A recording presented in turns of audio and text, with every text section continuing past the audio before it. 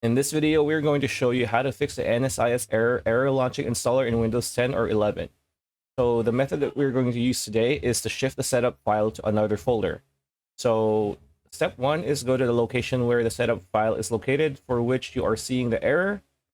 For instance, here we are trying to open a VLC media player setup file, but the error was showing up, so we navigated to the original location of the setup file or installer in the File Explorer and the Downloads folder to change the location for the installer. Next step is right-click on the installer and then select Copy. The next step is paste the copied installer to a new location, and we've created a new folder on desktop, named it Media Player, and move the VLC installer to the new folder. And the last step, the correct folder path for the installer will look like this.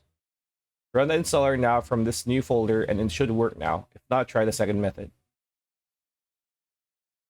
And that's pretty much it. That's the video. Hope you liked it. Like, comment, share, subscribe, ring that bell icon. We'll see you on the next one.